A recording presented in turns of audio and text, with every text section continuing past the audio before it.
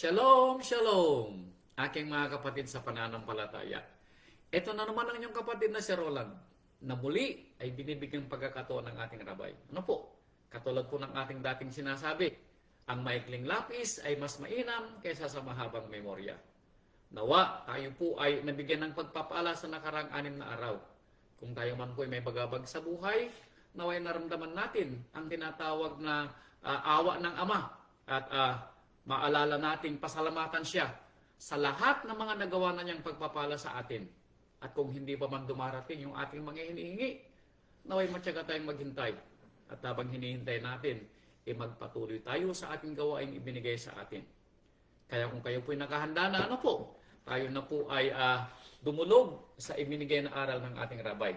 Nawa ang pagpapalang pangunawa at kaalaman ay mapasa atin, maibuhay natin ang mga salitang ating maririnig at mababasa sa ikatitibay ng ating mga pananampalataya at sa ikaluluwalhati ng ating Amang Yahweh at ng ating Rabay, Yeshua HaMashiach.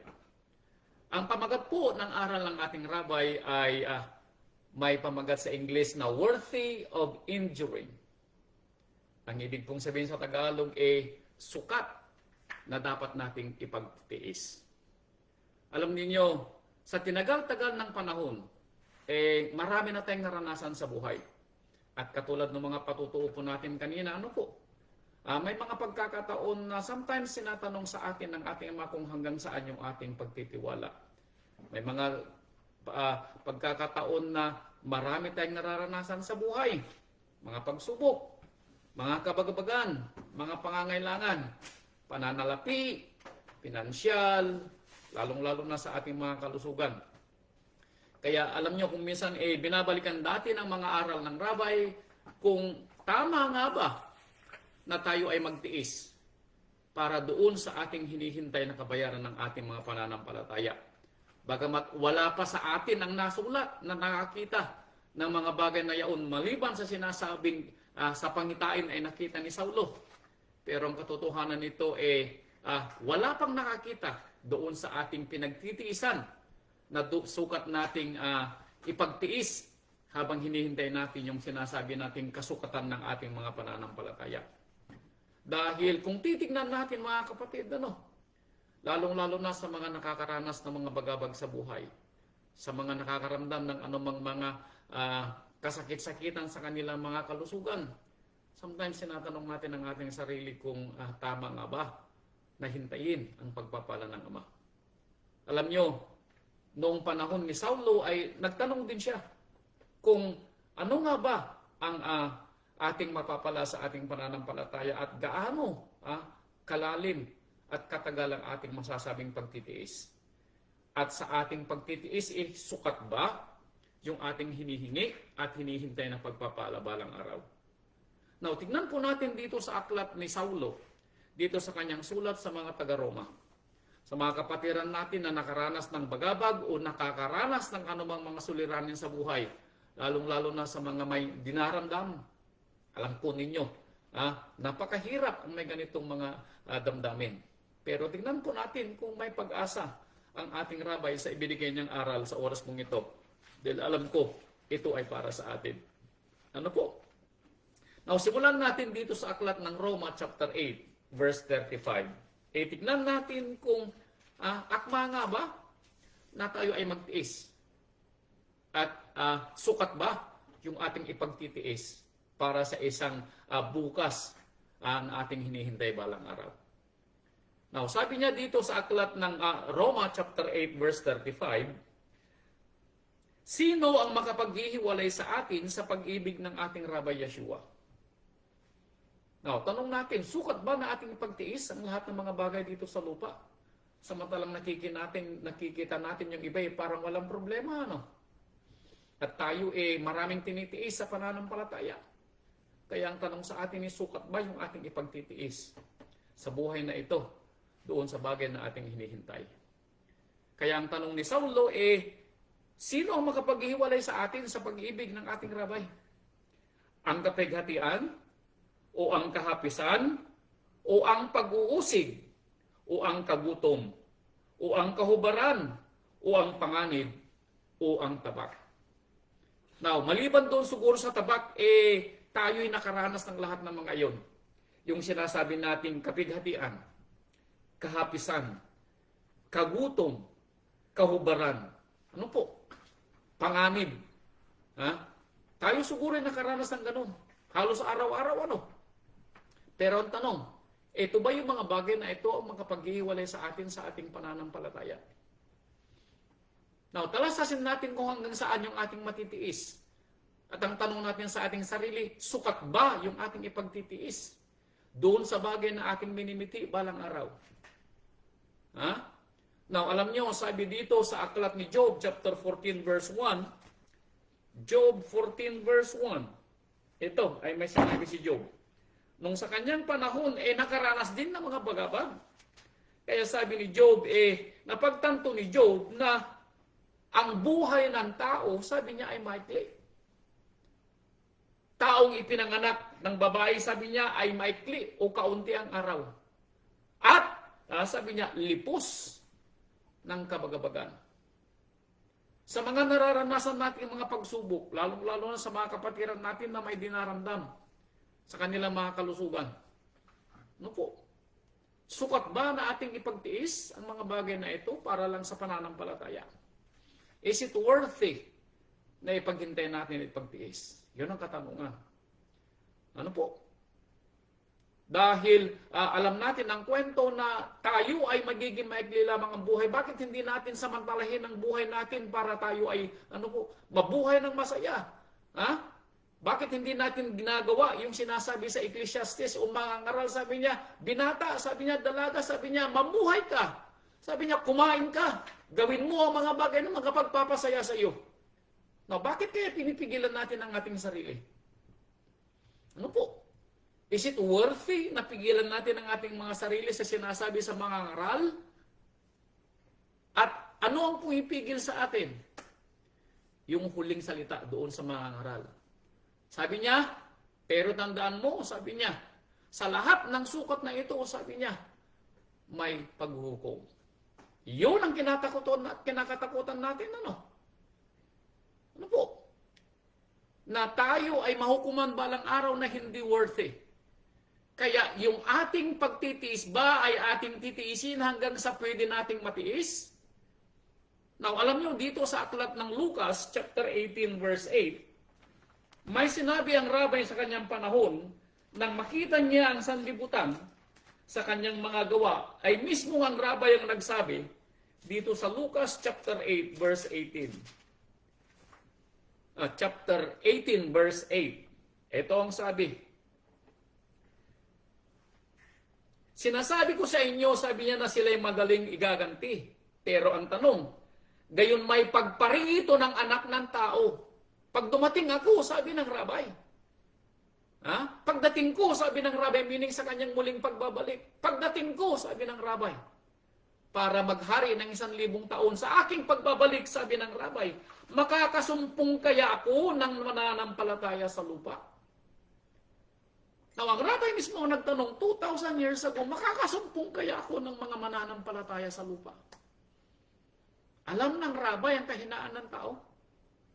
Alam ng rabay, bakit din naranasan niya sa kanyang buhay nung siya tumira dito sa lupa for more than 30 plus years, 33 and a half years. May madadatnan kaya akong mga nananampalataya sa lupa? Meron kaya? Tapos, sabi niya dito sa Mateo 24, verse 12, ito. Mateo 24, verse 12, ito pa yung dagdag. Kaya matatalasas natin na hindi biro ang manampalataya. Kaya ang tanong is, sukat ba yung ating pagtitiis? Mateo 24, verse 12. Ito ang sabi niya. At dahil sa pagsagana ng katampalasanan, sabi niya, ang pag-ibig ng marami ay lalamig. Wow!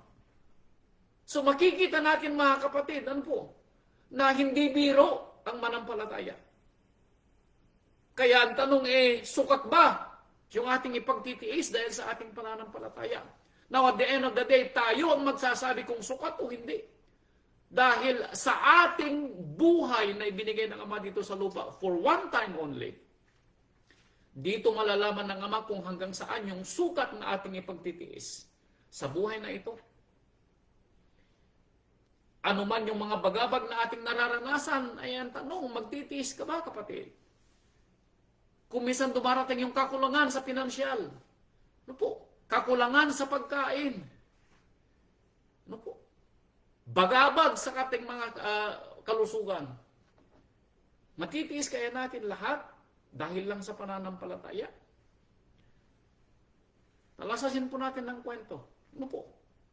Kaya sabi dito sa Isaiah chapter 50 verse 10. Isaiah 50 chapter 10. Tingnan natin kung kaya ba nating tiisin ang lahat ng mga bagay.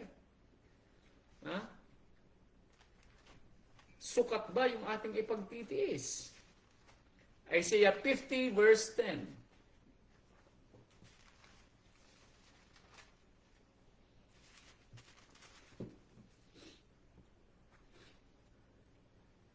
Sino sa inyong natatakot kay Amang Yahweh na sumusunod sa tinig ng kanyang lingkod? Now, sino daw ba sa atin ang natatakot? Natatakot in the sense, dahil ayaw nating magtampo si Amang Yahweh. Yun ang ibig sabihin ng pagkatakot. Sino daw sa inyong natatakot kay Amang Yahweh na sumusunod sa tinig ng kanyang lingkod? Sino sa inyong nakikinig sa aral? Bagamat ang nakikinig sa aral sa inyo ay nasa harapan ninyo, pero sino bang nagbibigay sa kanya ng aral para tayo makinig? Now, talasasin ninyo. Ano po? Wala akong aral na nagmula sa aking sarili kundi mula sa ating rabay. Kaya ang tanong ng ating propeta Isaiah, sino ang may takot kay Amang Yahweh na makikinig doon sa aral? Dahil kung tayo, ano po, ay walang takot at hindi natin inaalintana kung ano yung klaseng pagtitiis na ating ikasusukat, sa ating pananampalataya, ay siguro hindi tayo magtsatsaga na makinig sa aral. Ano po? I pray na kayo ay hindi manghinawa na makinig sa aral. Bakit? Dahil tinatanong niya, sino ba sa inyo ang takot kay Amang Yahweh? Tatas kong kamay ko. Dahil sinasabi, ang may nagbigay ng buhay ay siya rin yung may karapatang kumuha. Na maalala yung sinabi ni Job, si Amang Yahweh nagbigay, si Amang Yahweh din ang may karapatang kumuha. Ano po? Now, dito pa lang mapapatunayan na natin na sukat yung ating ipagtitiis. Bakit? Dahil ang alam nating nagbigay ng ating buhay at nagbigay ng ating mga pangangailangan sa ating pang-araw-araw na buhay, magmula ng tayo na nampalataya ay doon sa may karapatan din kumuha. Ano po? Kaya ang tanong dito, sino sa inyong may takot kay Amang Yahweh? Tataas ko dalawa kong kamay.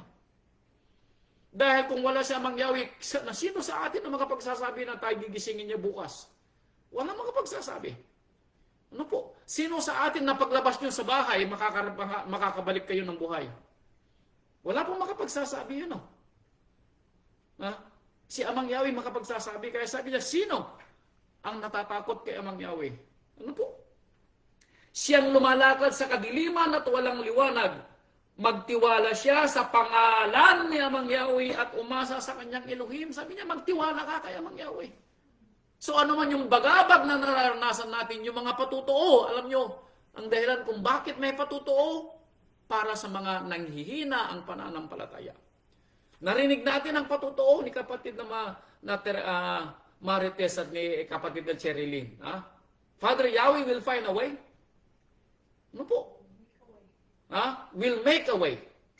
Ganon din kay kapatid na Winalin. At sa mga kapatiran natin na naghihintay din ng pagpapala, manampalataya din dapat sila na Father Yahweh will make or find a way. Ano po? Ito dapat yung ating magiging sukat na ipagtitiis. Dahil ang buhay natin dito sa lupa ay sabi niya kanina, Job, maikli at puno ng kabagabagan. Ano po? Kaya beforehand, alam na natin na ang ating buhay dito sa lupa, bagamat maikli, ano po? Sukat na ipagtitiis natin. Dahil ang buhay natin dito, bagamat maikli, ang kapalit naman balang araw ay buhay na walang hanggan. Yun ang ipinagtitiis natin. Now, ang tanong, kaya ba nating tiisin to the end? Yun ang katanungan. Ano po? Kaya sabi niya dito sa Salmo chapter 23 verse 4, tingnan natin kung sukat nga na pwede tayong magtiis. Psalm 23, yan. Paborito yan ng asawa ko nung nasa Pilipinas kami. Meron pa kami nakasulat doon sa aming dingding. Ang awit ng pastol. 23 verse 4. Ito, dapat ang unawaan natin. 23 verse 4. Oo, bagaman ako'y lumalakad sa libis ng lilim ng kamatayan, wala akong katatakutang kasamaan. Now, narinig natin ang patutuo kanina ni kapatid na Winalin nung inupira siya at nung inuupira yung anak niya. No po, totoo po yun. Sino bang may hawak ng ating buhay kundi yung nagbigay? Kaya nga, sana hindi tayo makalimot, bago tayo lumabas ng bahay, manalangin tayo na ibalik tayong buhay. Bago tayo matulog, ipanalangin natin na patawarin tayo sa ating mga kasalanan. Para kung tayo man ay hindi nagisingin, napapurihan natin ang ating Ama. At kung gigisingin tayo kinaumagahan, kapurihan uli ng ating Ama. Sana wag tayo makalimot na every time na imulat natin ang ating mga mata sa umaga, mga kapatid ko, ay humingi tayo ng pasasalamat. Dahil kung merong isang bagay ang alam natin na hindi nagawa ng bayang Israel ng panahon nila, yung kanilang kawalan ng tinatawag na pagpapasalamat. Ingrato ang tawag sa kanila nung una. Ungrateful. Walang ginawa kundi magreklamo. Abay mga kapatid ko, huwag naman sanang makita sa atin. Dahil ang ating pagpapagal is worthy sa ating pinaghihintay balang araw. Ano po? Kaya sabi niya dito, bagamat ako ay nasa lilim ng kamatayan ay wala akong katatakutang kasamaan. Sapagkat ikaw, sino yung ikaw? Ang ating Ama. Ay sumasa akin. Ang iyong pamalo at ang iyong tungkod ang nagsisialiw sa akin. Ano sabi niya? Pamalo at tungkod. Pamalo. Mga pagsubok sa buhay, mga bagabag sa buhay. Pero may tungkod. Bakit ano yung tungkod? Upang tayo ay huwag mabuwal. So si Amang Yahweh ang nagbibigay, si Amang Yahweh din ang kukuha. Si Amang Yahweh nagbigay ng pagsubok, si Amang Yahweh din ang magliligtas. Sabi nga sa ibang kasulatan, siya ang nanugat, siya rin ang magtatapal. Ano po? Siya ang nagbigay ng luha, siya rin ang magpapatigil. Tandaan natin mga kapatid ko, ito yung mga dapat nating maunawaan at maalala na sukat nating ipagtitiis sa pananampalatayang ito. Ano po? Hindi na po ito bago. Nakakalimutan lang natin siguro dahil sa mga nararamdaman natin mga bagabag. Pero tandaan po natin, matuto tayo na magbigay ng panahon sa mga aral. Dahil dito tayo lumalakas sa mga aral na ito upang ipagpatuloy natin ang buhay na ito. Na anuman ang mangyayari, sabi nga ng Apostol Saulo, sino ang makapaghihiwalay sa atin sa ating rabay? Sinagot ni Saulo at the end of the day, wala. Wala, sabi ni Saulo. Wala. Now, masasabi din kaya natin at the end of the day na walang makapaghihiwalay sa atin sa ating rabay? Not this life, in the life after? Sana po. Sana po. Job chapter 2 verse 9. Ito, puntahan natin si Job. Na nang siya ay nakaramdam ng mga bagabag sa buhay, mismo ang kanyang asawa ay nagsabing ganito. Sana wag nating maranasan ito, na mismong yung mga mahal natin sa buhay ang magsabi. Job chapter 2 verse 9. Nang magkagayo sinabi ng kanyang asawa sa kanya, Job, mamamalagi ka pa ba sa iyong pagtatapat? Now, ito'y pagkatapos na maranasan ni Job ang pagkamatay ng kanyang mga anak. Pagkatapos na maranasan ni Job na kunin ang lahat ng kanyang kinabubuhay. Pagkatapos na maranasan ni Job ang kanyang kasakit-sakitan na tumubo sa kanya, pigsa mula sa tuktok ng kanyang sakong, ay tuktok ng kanyang ulo hanggang sa sakong ng kanyang paa. Sabi ng kanyang asawa, Job, magtatapat ka pa ba? Sumpain mo na ang Ama para mamatay ka na. Now, hanggang saan yung ating ipagtitiis kapag ganito yung ating nararanasan? Ano po? Hanggang saan ang pwede nating ipagtiis sa buhay na ito? na tayo ay masumpungang worthy of enduring. Ano po? Sabi nga ng ating rabbi, meron kaya akong matatagpuan sa aking pagbabalik ng mga nananampalataya sa lupa? Yun ang katanungan ng rabbi. Meron kaya akong makikitang nananampalataya pa pagdating ko? Na that was 2,000 years ago. Po, meron kaya na matitira? O kahalintulad tayo dito sa Marcos. Father, yeah, forbid, ano? Marcos chapter 4 verse 17. Ito ang sabi sa Marcos. Marcos chapter 4 verse 17. Marcos chapter 4 verse 17. Ito ang sabi sa Marcos.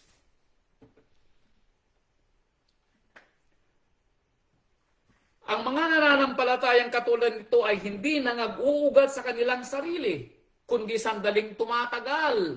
Kaya't pagkakaroon ng kapighatian o ng mga pag-uusig o ng mga pagabag o mga suliranin sa kanilang mga kalusugan, anong nangyayari? Pagdakay natitisod. Now, tayo kaya ito? Father, yeah, forbid. Ano po? Now, at mga pag-uusig dahil sa salita, pagdakay natitisod, Father, yeah, forbid.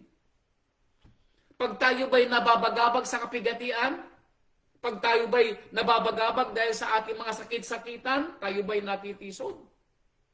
O kaya darating ang araw na tayo uusigin dahil sa salita, tayo din kaya ay matitisod? Yung ating pagtitiis ba ay pawawalan nating halaga? Bakit? Kung kailan nakikita na natin ang finish line, saka ba tayo mag-give up? Sasabihin natin, nah, it's not worth it. Sasabihin ba natin at the end of the day na hindi worth it yung ating pagtitiis? Huwag naman sana, ano po? Sayang ang ating mga pagpapagal.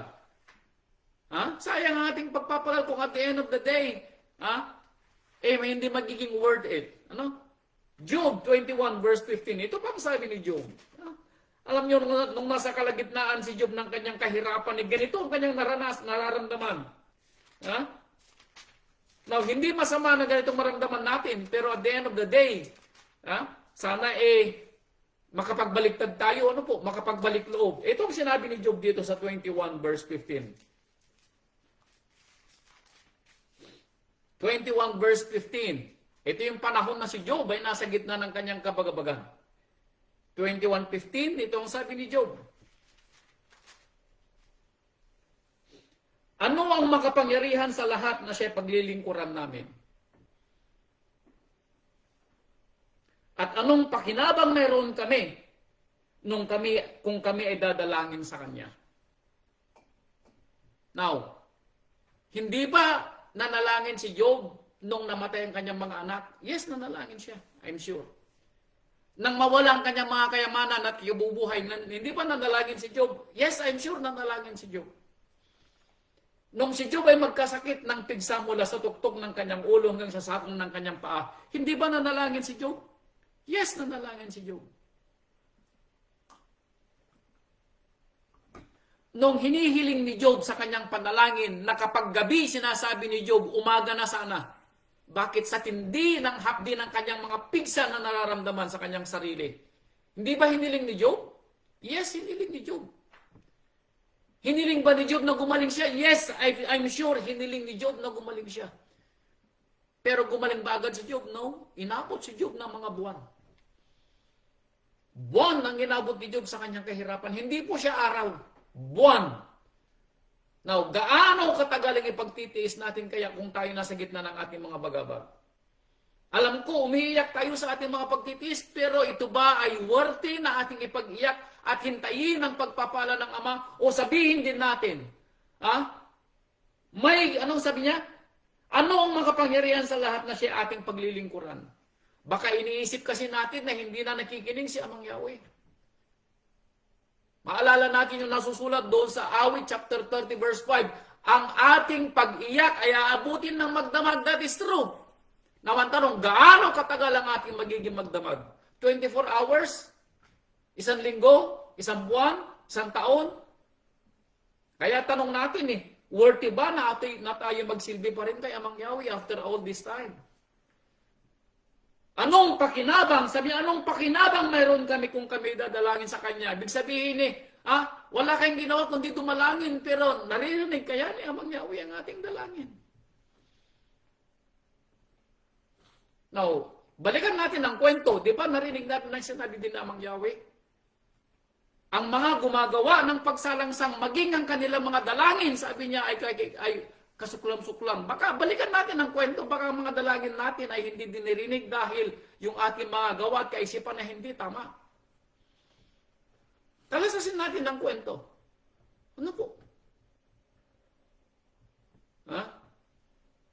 Dahil baka naman tayo yung may kulang. Or kung hindi man tayong may kulang, kung tayo ay katulad ni Job na bakit si Job? Si Job ay wala siyang nakitang kasalanan. Pero ito'y ibinigay ni Amang Yahweh para malaman ni Amang Yahweh kung hanggang saan ang pwedeng tiisin ni Job. Worthy of enduring? Yes. Dahil napatunayan ni Job at the end of the day. Anong sabi ni Job? Etong sabi ni Job sa kanyang paghihirap.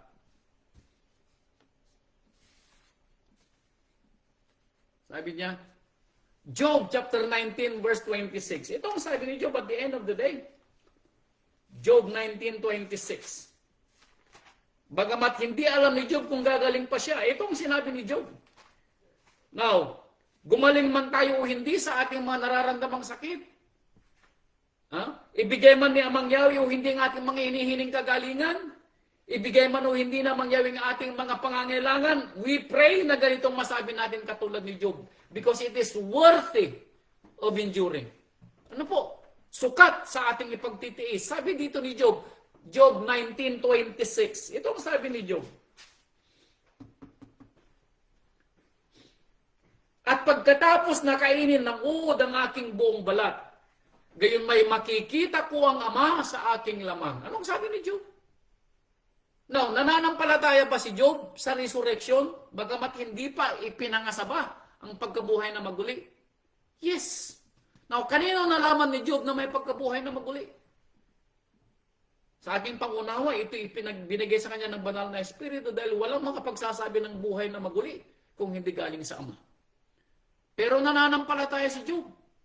Bagamat hindi alam ni Job kung gagaling pa siya. Ang alam ni Job, mamamatay na siya. Hinihiling ni Job na mamatay na siya. Hinihiling ni Job na mamatay na siya. Pero alam ni Job na pag siya mamamatay, sabi niya, maubos man ng uod ang aking balat, sabi niya, pero makikita ko sa mukhaan ng aking Ama balang araw. That is worthy, of enduring. Sukat na ipagtitiis. Itataas ko ang aking kamay. Kung ganun ang aking pangunawa, ay sukat ko ding ipagtitiisan ng mga bagay. Kasihan ako ng ating Ama. Dito tayo matututo mga kapatid.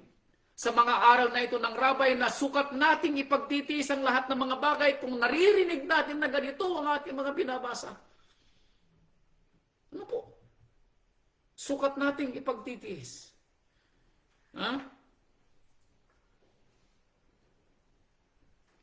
Kaya sabi niya dito sa Malakias chapter 3 verse 14. Malakias chapter 3 verse 14. Ito, tignan natin. Yung dagdag na mga ibinigay na talata ng ating Rabay. Para maunawaan natin na sukat yung ating ipinagtitiis. Malakias chapter 3 verse 14. Sabi dito, inyong sinabi, walang kabuluhan ng maglingkod sa Ama. At anong kapakinabangan nito na ating iniingatan ng kanyang bilin? At tayo nagsisilakad na may pananangis sa harap niya mangyawin ng mga hukbo. Now, sino nagsasabi nito? Doon sa mga walang sukat na ipagtitiis. Sa mga nag-give up na sa pananampalataya at nawala na ng pagtitiwala. Sa tagal ng kanilang paghihintay, iniwanan nila si Amang Yahweh kaya silang nagsasabi, anong mapapala natin sa paglilingkod sa Ama? Sila yun. So meaning hindi bago. yung mga nararanasan natin ngayon. Sa mga kapatiran natin na kilala natin nung una na tumalikod sa pananampalataya, sila yun. Sila yung mga nagsabi na walang kapakinabangan ang maglingkod sa ating Ama. Walang pakinabang ang mag-ingat sa kanyang bilin. Walang pakinabang na sila ay namuhay ng may pananangis sa ating Ama. Bakit? Hindi nila nahintay ang kanyang pagpapala. Kasama kaya tayo doon? Father, I forbid. Ano po? Father, I forbid. Mga kapatid ko, talasasin natin ang kwento na tayo sana, ano po, ay maiwasan natin yung mga bagay na sinasabi dito na tumalikod sa kanilang mga paghihintay. Tumalikod sa kanilang pagtitiis dahil hindi nila nahintay, hindi nila naramdaman ang pagpapala ng Ama. Ano po? Huwag naman sana na tayo ay makalimot.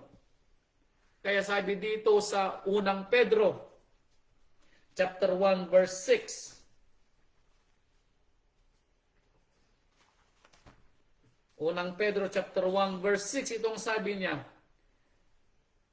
na ito ang inyong ikinagagalak. Bagamat ngayon sa sandaling panahon, kung kailangan, ay nalulumbay kayo sa mulit-muling pagsubok. Now, may mga pagkakataon, sabi ni Pedro, na kayo nalulumbay sa mga mulit-muling pagsubok. Now, sulat ito ni Pedro. Hindi sinabi ni Pedro na kayo'y pinalumbay sa pagsubok. Hindi. Kundi ang sinabi ni Pedro, kayo sana, kayo alam ko, sabi niya na pinalumbay kayo ng mulit-muling pagsubok. Paulit-ulit na pagsubok. Nung nakaraang taon pa, ari problema sa asawa. Sumunod na taon, problema sa mga anak. Sumunod na taon, problema sa tahanan, problema sa pamilya, problema sa pera. Ngayon, problema naman sa kalusugan. Hindi na ba natapos ang pagsubok na ibibigay ng Ama? Is it worthy? Sukat ba na ating ipagtitiis? Yun di siguro ang katanungan niyo, ano? Now, tanong ng rabay, may madatnan kaya ako na nananampalataya sa aking pagdating? Yun ang katanungan ng rabay. Bakit? Alam ng rabay na hindi madali ang manampalataya. Hindi madali ang manampalataya. Sa mga nagsasabi na madali manampalataya, anong sabi ni Saulo? Ako'y namamatay araw-araw dahil sa pananampalataya. Ano po? Hindi madaling manampalataya, mga kapatid ko. Mahirap. Manatili sa pananampalataya. Kaya ang tanong worthy ba ang ating paghihintay at pananatili? Sabi niya, kung kailangan ay pinalumbay kayo ng mulit-muling pagsubok. Pero ito ang dahilan kung bakit. Verse 7, upang ang pagsubok sa inyong pananampalataya na lalong mahalaga kaysa ginto na nasisira, bagamat ito'y sinusubok sa pamamagitan ng apoy, ay masumpungan. Ito pala yung dahilan kung bakit paulit-ulit yung pagsubok. Upang tayo daw ay tumibay sa pananampalataya, upang ang ating pagkasubok sa atin, sabi niya, ay maging katulad ng ginto na dinadalisay sa apoy. At at the end of the day, masumpungan tayong sa ikapupuri at ikaluluwalhati at ikararangal sa pagpapakahayag ng ating Rabbi Yeshua Messiah. Matutupad natin yung masasagot natin yung katanungan ng ating Rabbi sa bukas. Sa aking pagbabalik, sabi ng Rabbi, may masumpungan kaya akong nananampalataya sa lupa? Anong sabi dito sa Pedro? Para tayo na sinusubok, na parang mga apoy na dinadalisay, ay sa ikararangal, ikaluluwalhati sa pagpapakahayag ng ating Rabbi Yeshua. Ito'y pala ay para sa Kanya. Now, worth ba? Is it worthy of enduring? Sukat ba na ating pagtitiis sa buhay na ito? Yes. Bakit? Nakalimutan niyo na ba yung kwento? Sino ang nagbayad sa ating kasalanan para sa kamatayan? Sino ang namatay sa tulos para sa ating mga kasalanan? Hindi ba ang rabay? Yes. Kaya ang buhay natin ito, sabi ni Saulo, ang buhay natin ngayon dapat ay hindi na ibinubuhay sa ating sarili, kundi ibinubuhay natin dapat ito sa ating Rabbi Yeshua. Kaya magagawa nating ipagsusukat na ipagtitiis kung ibubuhay natin ang buhay na ito para sa Rabbi Yeshua Messiah. Kung para sa karangalan niya, yes, sukat nating ipagtitiis. Bakit? Ito ang sabi ni Saulo. Roma chapter 8 verse 18. Roma chapter 8 verse 18. Ito ang sabi ni Saulo. Tungkol sa paghihirap na niranasan niya sa buhay na ito, magkatapos siyang manampalataya. Roma 8:18. Sabi ni Saulo, Roma 8:18, sapagkat napatutunayan ko na ang pagtitiis sa panahong ito ay hindi karapat-dapat maitumbas sa kaluwalhati ang mahahayag sa atin. Anong sabi ni Saulo? Mga kapatid ko, sabi ni Saulo. Alam niyo sa aking pagbabasa sa talambuhay ni Saulo, napili si Saulo nung siya po'y magte-30 years old. Nang siya ay papunta ng Damascus, maalala niyo yung kwento sa Aklat na Mga Gawa, chapter 9. Siya po ay papunta sa Damascus, edad 30. May daladalang sulat para hulihin yung mga nananampalataya sa ating Rabbi Yeshua. Siya po'y mag-iedad 30. Ano po? Nasa kanyang prime of his youth. Nasa kanyang gitna ng kanyang buhay.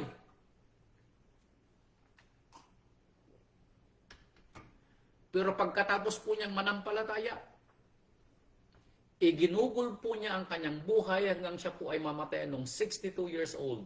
61, 62. 30 plus years ang sakripisyo ni Saulo. At ayon sa isa kong nabasang narinig na talambuhay niya, nang mahukay ang buto ni Saulo, yung kanyang tuhod, mababanaag po na marami siyang ginawang mga pagluluhod sa kanyang pananangis at pagdarasal sa ating Rabbi Yeshua HaMashiach. 30 plus years. No? Nabasa pa natin sa ibang sulat ni Saulo, hindi pa kayo nagbubo ng dugo sa pananampalataya. Kaya alam niyo kung may mga masasalita si Saulo dito, sinalita niya ang mga ito dahil naranasan ito ni Saulo sa kanyang buhay for 30 plus years na pagtitiis. Now, ilan sa atin na nagtiis for 30 plus years? Wala pa. Wala pa tayo sa kalingkingan ni Saulo.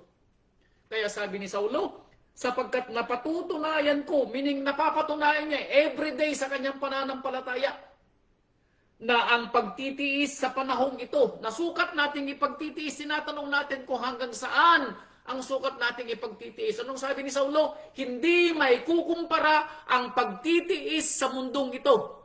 Doon saan? Sa kaluwalhatiang mahahayag sa atin balang araw. Yun ang dahilan kung bakit nagtiis si Saulo. For 30 plus years, tiniis ni Saulo. Basahin niyo ang kwento ni Saulo sa kanyang mga sulat. Ano po? Maraming tiniis si Saulo. Sa lahat ng mga apostol, si Saulo ang maraming tiniis. Si Saulo ang maraming tiniis. Ano po? Pinugutan ng ulo si Saulo. Dahil sa kanyang pananampalataya. Kaya sukat man natin ipagtiis? Yes. Dahil kay Saulo na pangulong apostol ng rabay na nangaral sa mga hintil, tayo'y mga hintil, kaya utang natin one way or the other ang pangangaral ni Saulo.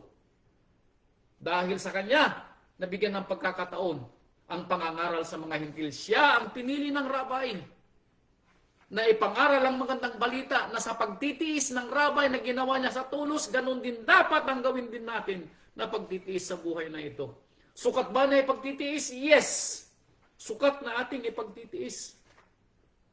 Ano po? Sukat na ating ipagtitiis. Kaya sabi dito sa Hebrew chapter 12 verse 7. Hebrew 12 verse 7. Ito.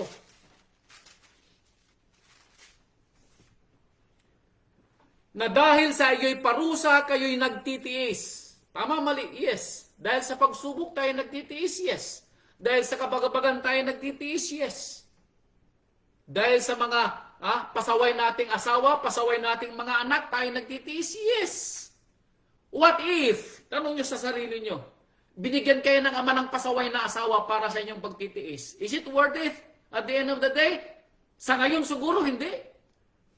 Sa ngayon siguro, ano tawag dito? Nangihinayang kayo, ano tawag dito? Nagsisisi kayo. Bakit siyang napangasawa nyo? Bakit? Maraming pagtitiis. Pero what if? Long suffering. Sabi nga ng asawa ko, long suffering na daw siya sa akin.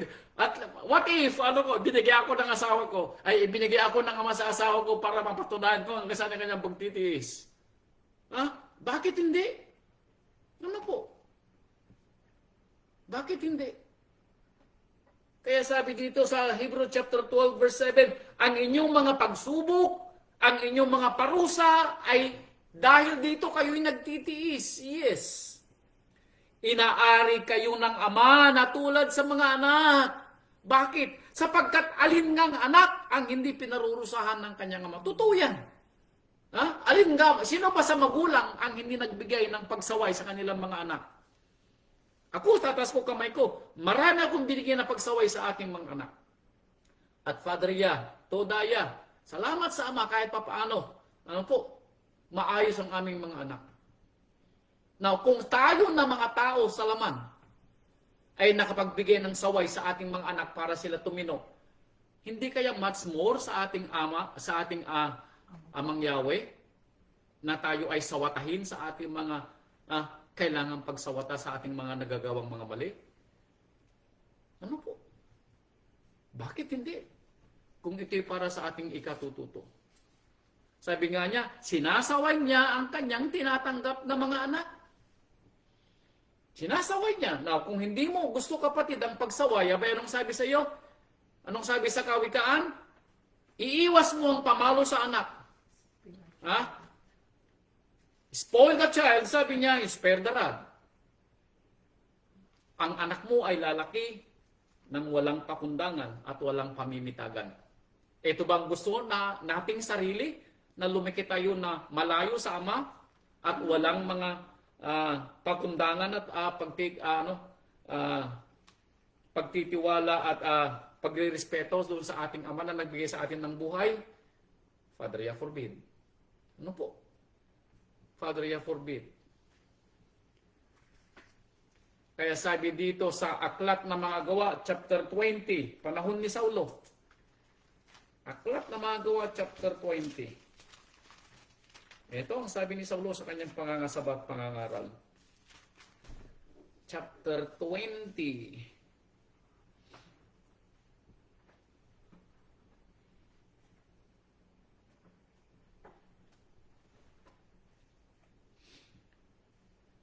Verse 24. Datapwat hindi ko minamahal ang aking buhay, na waring sa akin ay mahalaga.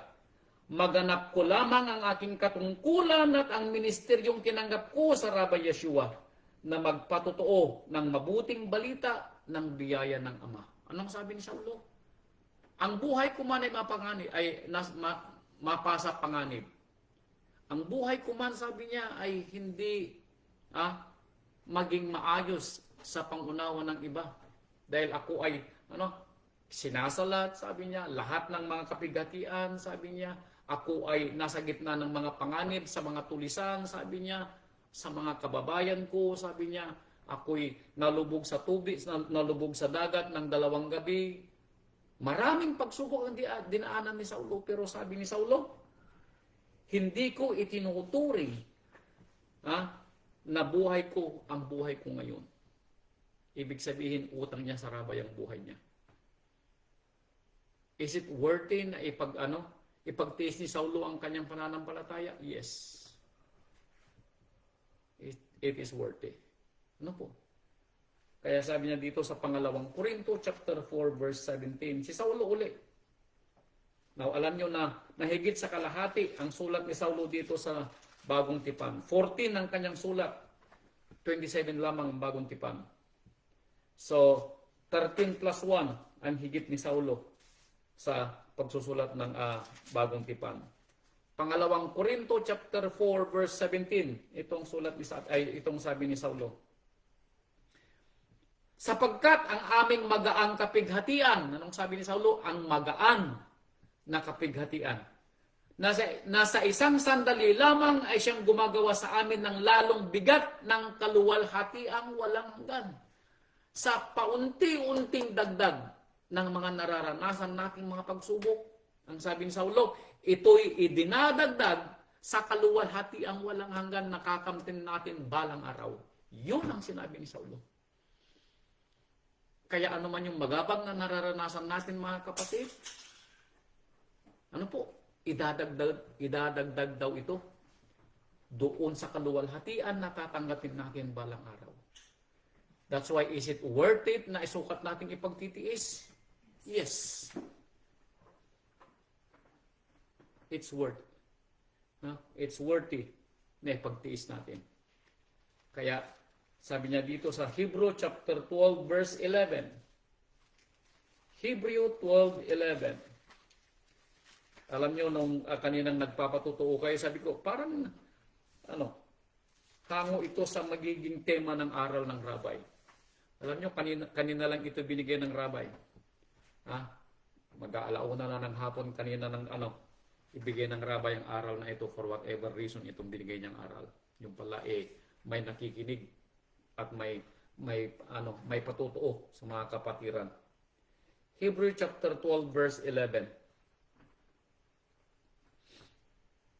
Lahat ng parusa sa ngayon ay tila man din hindi ikaliligaya kundi ikalulungkot. Tama ba? Yes.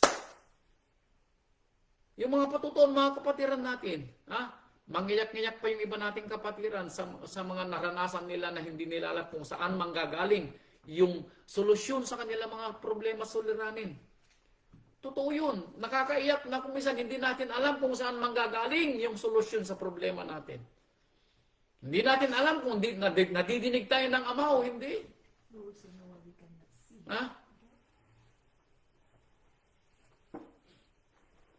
Pero hindi natin alam na the moment na binanggit na natin yung ating mga pangangailangan, ang ating Ama ay gumagawa na ng paraan.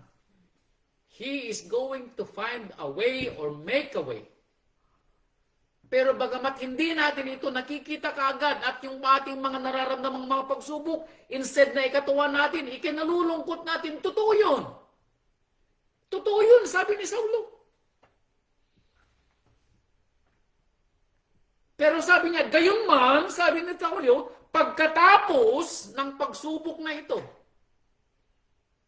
ay nagbubunga ng bungang mapayapa, ng katwiran saan sa mga nagsisipagsanay sa pamamagitan nito. This is only a practice, sabi ni Saulo.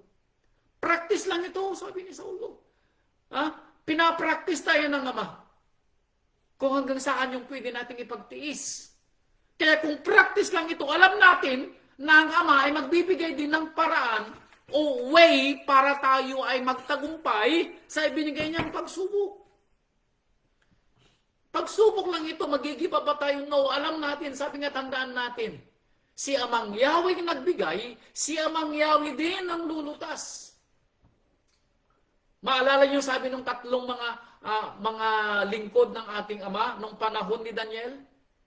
Nung sila ay dinala doon sa horno? Maalala niyo sinabi ng tatlo? Nung sinabi ni Nebuchadnezzar, Hananiah, Azariah at Misael. Now, siguro hindi nyo kilala yung mga sinabi ko, Mas kilala nyo sila sa pangalang Meshach, Shadrach at Abednego. Ito yung mga pangalan nila sa Babylonia. Pero sa Hebrew, sila si Hananiah, si Azariah at si Misael. Anong sabi niya? Totoo ba na kayo ay hindi lumuluhod sa rebulto na pinatayo ko pag narinig nyo yung mga tugtog na mga alpha at mga musikang instrumento? Anong sabi ng tatlo? Hindi, mahal na hari. Dahil alam namin na ang aming Elohim may makapagliligtas sa amin.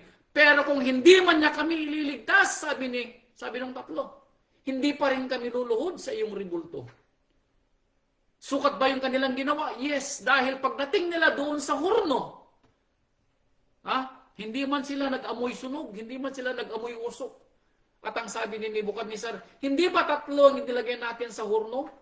Pero bakit apat ang nakikita ko at yung isa parang anak ng tao? Father Yahweh will find a way or will make a way. Ano po? Si Amang Yahweh ang gumawa. Si Amang Yahweh din. Ha? Ang magbibigay. Tanong, umiksi na ba ang kamay ni Amang Yahweh? No!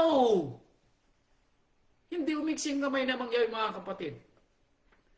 Ha? Kaya sabi niya, bagamat hindi natin ikinaliligaya ang mga pagsubok, kundi bagkos ikinalulungkot, pero pagkatapos nito, sabi niya, ay namumunga ng bungang payapa dahil mapapatunayan natin sa ating mga sarili na meron tayong pagtitiwala. Yun ang sukat nating ipinagtitiis. Na mapatunayan natin mismo sa ating mga sarili na meron tayong pagtitiis. May pagtitiwala tayo sa ating Ama na siyang magbibigay sa atin ng way out sa ating mga nararamdamang mga bagabag sa buhay. Ano po? Ha?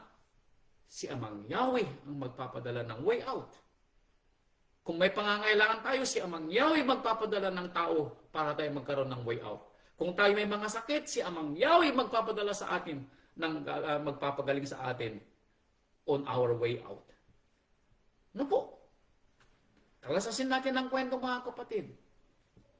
Ano po? Hindi nagpapabaya si Amang Yahweh. Ha? Hindi nagpapabaya. Kaya sabi niya dito sa Roma chapter 8 verse 28. Ito, paborito natin ito, di ba? Ito, lagi nating tandaan ito. Alam niyo, pag ito lagi nating naaalala kapag tayo may nararamdamang mga bagabag, ngingiti tayo. Hindi tayo umiiyak, hindi tayo magsisimangot. Bagamat araw-araw nakikita natin parang walang nagbabago sa ating mga kapaligiran. Yung asawa natin na pasaway, pasaway pa rin. Mga anak natin na pasaway pa rin. Pero wag kayong nung tawag dito, magsawa. Huwag kayong magsawa sa kakapanalangin. Ano po?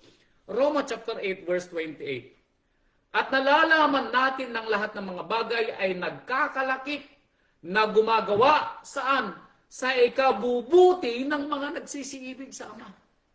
Now, kung ikaw, kapatid, ay umiibig kay Amang Yahweh, therefore, alam mo at nauunawa mo ng lahat ng mga bagay na nararanasan mo, pagsubok man, kabagabagan man, o suluranin man, ito'y makakabuti sa iyo at the end of the day.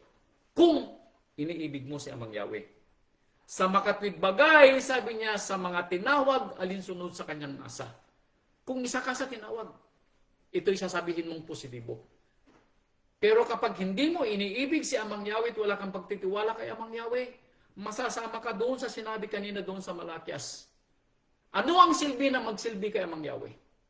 Ano ang mapapala natin sa pananalangin kay Amang Yahweh? Yun ang sasabihin mo. Pero Father Yah forbid, kapatid ko, ikaw sana ay napili at tinawag ng rabay na umiibig sa Ama at naghihintay ng kanyang pangako. Ano po? Sana tayo yun.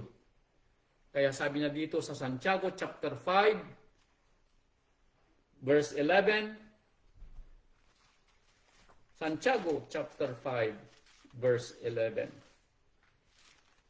Santiago, James 5:11. Narito, tinatawag nating mapapalad ang nagtitiis. Mapapalad ba kaya? Now, sino ba ang pwede nating bigyang ihimplo sa pagtitiis? Na naranasan niya at the end of the day, may pagpapala. Ito, sabi ni Santiago, sinasabi natin na mapapalad ang mga nagtitiis. Bakit? Inyong nabalitaan, ang alin? Ang pagtitiis ni Job. Totoo. Umiyak si Job? Yes. Isinumpa ni Job ang kanyang pagkapanganak? Yes. Tinuligsan ni Job ang kanyang mga kaibigan? Yes. Nagtampo siya kay Amang Yahweh? Yes. Umiyak siya para kay Amang Yahweh? Yes. Umiyak siya. Lahat ito'y tiniis ni Job. Hinintay ni Job ang pagliligtas ni Amang Yahweh. Kaya nasulat, bagamat si Santiago ay nabuhay almost 2,000 years plus bago after kay Job. Naalala niya si Job. Sinong nagpaalala kay Job? ang banal na Espiritu, I believe. Kaya sabi ni Santiago, tinatawag nating mapapalad ang mga nagtitiis. Bakit? Dahil nabalitaan yung pagtitiis ni Job. At inyong nakita ang pinapangyari ni Amang Yahweh, kung gaano ang lubos na pagkahabag at ang pagkamaawain ni Amang Yahweh. Dahil pagkatapos na pinagaling ni Amang Yahweh si Job, ilan pang taon ang buhay ni Job? Eto, balikan, puntahan natin. After na gumaling si Job sa ilang buwan lang hindi taon ang sakripisyo ni Job. Ilang buwan lang. Kung hindi ko magkakamali, 5 o 6 na buwan.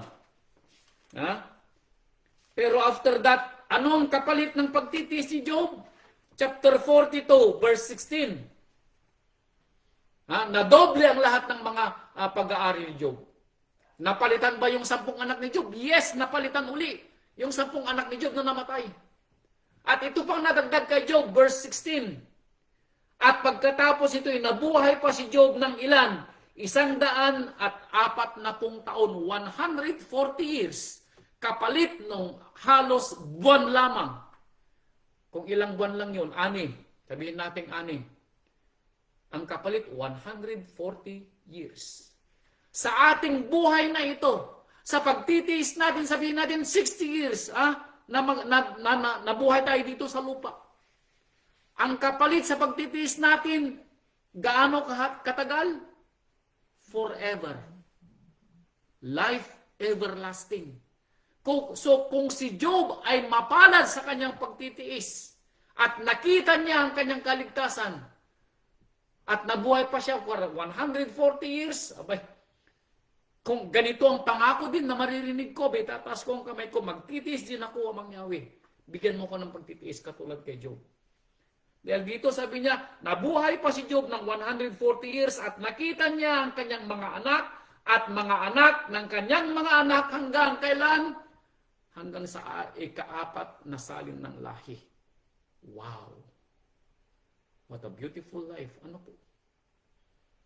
What a beautiful life. Kaya is it worthy na ating ipagtitiis? Yes. Kaya sabi dito sa Mateo 24 verse 13, itong lagi nating sinasabi, na kapag dumating ang mga bagabag sa buhay, maalala sana natin ang Mateo 24 verse 13. Nung sabi sa Mateo 24 verse 13, datapwat ang magtiis hanggang sa wakas ay siyang maliligtas. Hindi po tinitignan yung ating simula. Ang hinihintay po natin kung gaano o paano ang ating magiging wakas. Is it worth it na ating ipagtiis ang ating hinihintay balang araw? Yes. Dahil ito ang sabi ni Saulo sa unang Korinto chapter 2 verse 9. Unang Korinto, sa sulat ni Saulo, kung worthy ba, sukat ba yung ating ipinagtitiis sa buhay na ito. Unang Korinto chapter 2 verse 9. Ito ang sabi ni Saulo. Datapwat gaya ng nasusulat, ang mga bagay na hindi nakita ng mata at ninarinig ng tainga, ni hindi pumasok sa puso ng tao, anumang mga bagay na inihanda ng Ama, kanino? Sa kanila na nangagsisiibig sa Kanya. Ito ang ating ipinagtitiis, mga kapatid ko. Ang paraiso na inihanda ng Ama sa atin balang araw. Sabi ni Saulo, nakita ito ni Saulo. Pero sabi ni Saulo, hindi niya may paliwanag, kaya hindi niya dinescribe. Bakit? Hindi pwedeng ikumpara yung nakita ni Saulo dito, doon sa kanyang pangitain sa mga dito sa lupa. Kaya hindi niya naipaliwanag kung anong itsura. Paano mo ipapaliwanag ang isang bagay na ipinakita sa iyo samantalang hindi mo pa siya nakita kahit minsan dito sa lupa? Paano mo siya ikukumpara? Kaya sabi ni Saulo, hindi. Hindi may kukumpara ang ganda ng mga bagay. Dahil hindi pa ito nakita ng mga mata, hindi pa narinig ng tenga, ni hindi man pumasok sa puso ng tao ang alin, ang ganda ng mga bagay na inihanda ng Ama. Para kanino? Sa mga nagsisiibig sa Kanya. Kaya sabi niya kanina sa Roma chapter 8 verse 28, sa mga nagsisiibig sa Ama, ang lahat ng mga bagay ay saan? Sa ikabubuti natin at ikakatibay ng ating mga pananampalataya. Kaya sukat ba na ating ipagtitiis ang buhay na ito? Yes. Sino makapaghiwalay sa atin sa ating Rabbi Yeshua? Wala. Hallelujah. Ito mga kapatid ang ating aral. Ito ay patunay ng ating Rabbi sa atin na anuman yung ating mga nararamdamang mga bagabag sa buhay, anuman yung ating kinasasadlakan sa oras na ito, problema sa pamilya, problema sa asawa, problema sa mga anak, problema sa kalusugan, mga kapatid ko, ito ay pansamantala lamang. Hindi ito magtatagal. Hindi ipinangako ng Ama sa atin na tayo umiyak forever. Hindi niya ipinangako. Kundi ipinangako niya ang buhay na walang hanggan dahil siya rin ang nagsabi, aking tatanggalin at aalisin ang anumang mga luha sa inyong mga mata. At wala nang luha doon sa buhay na walang hanggan. Is it worth it na ating ipagtiis? Yes. Huwag tayong mawalan ng pagtitiwala. Huwag tayong mawalan ng pag-asa. Sabi niya, gaano man katagal ang ating pagpupuyat at ating dinidilig ng luha ang ating mga unan, tandaan natin na pagdating ng umaga, joy comes in the morning. At ang ating umaga, kung hindi pa man dumarating, hintayin natin ang pagdating ng ating umaga. Upang anuman yung ating mga nararamdaman, mga bagabag sa buhay, ito'y mawawala at maglalaho. Bakit? Tandaan natin ang kwento. Si Amang Yahweh ang nagbigay. Si Amang Yahweh din ang kukuha. Purihin si Amang Yahweh. Purihin ang ating Rabbi, Yeshua HaMashiach. Hallelujah. Ito po ang aral natin mga kapatid. Ito po yung aral na binigay ng ating Rabbi. And I pray na tayo po may natutunan para po sa titibay ng ating mga pananampalataya at ikalalago ng ating pagtitiwala sa ating Ama at sa ating Rabbi Yeshua HaMashiach. Mabuhay ang ating Amang Yahweh, mabuhay ang ating Rabbi Yeshua HaMashiach. Magandang gabi po at Sabat Shalom. Hallelujah.